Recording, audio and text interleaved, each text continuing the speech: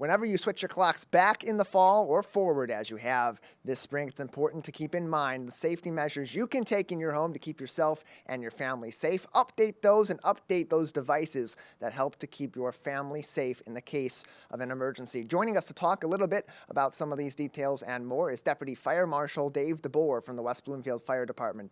Dave, thank you for being with us.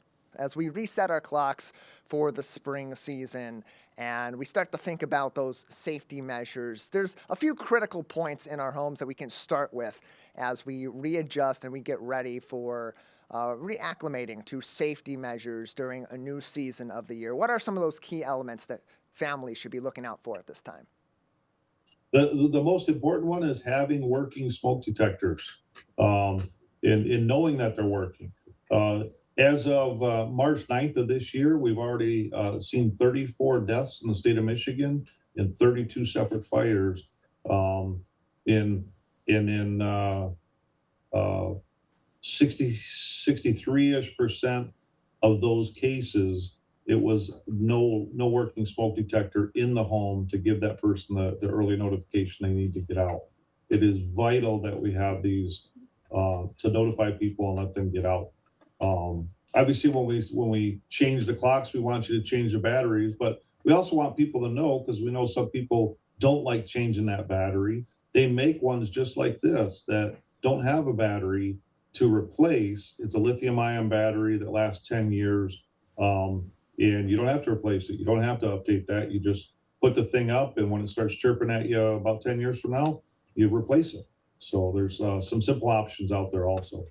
And Dave, we know across the greater West Bloomfield community, there's a variety of different family living arrangements. Some are in smaller homes or in apartments. Some are in larger homes. And that plays a factor in smoke detectors and detector placement. So how many smoke detectors should we have in our homes, and where should we be placing them?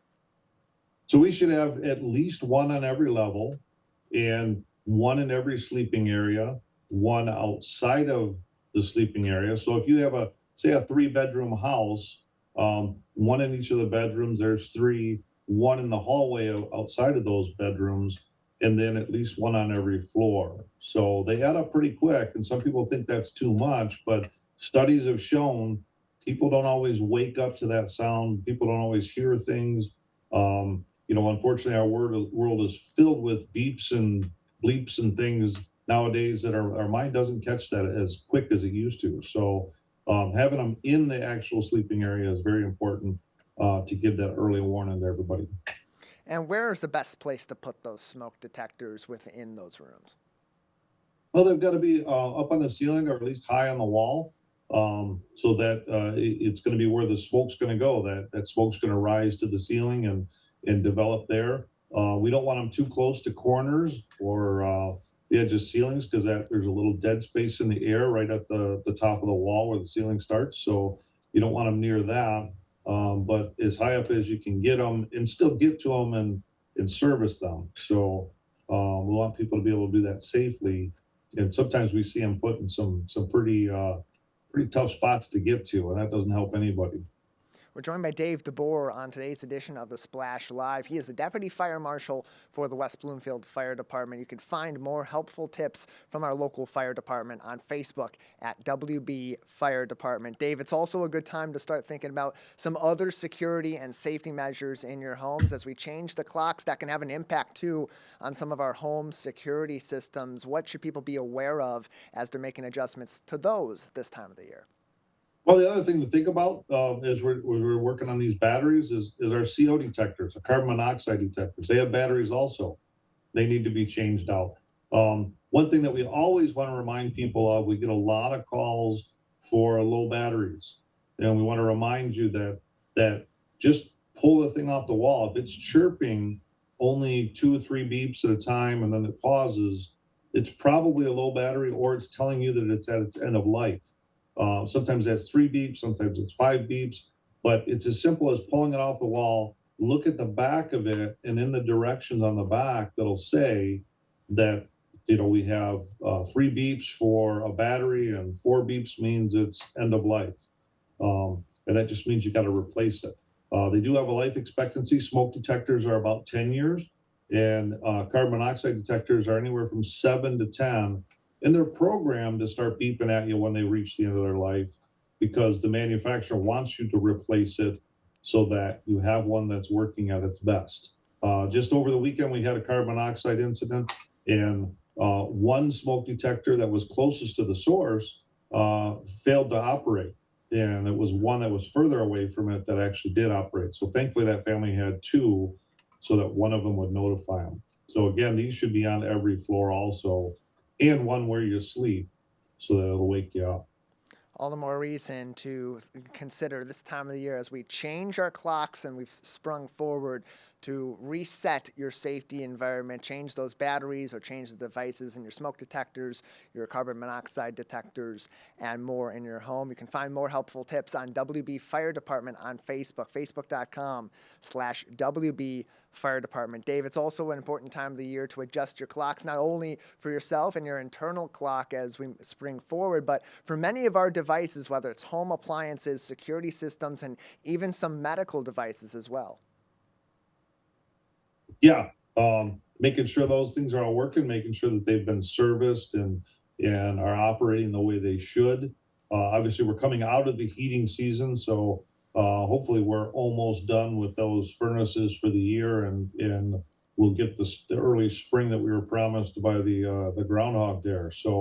But having all of that stuff, people start grilling this time of year, making sure that you've gone through your grill and cleaned it real well. One place that we see fires, and they're easy to prevent, is spiders and things will make nests in the gas tubes and gas grills. And that nest will prevent the gas from blowing through the tube. It'll actually blow backwards at the controls.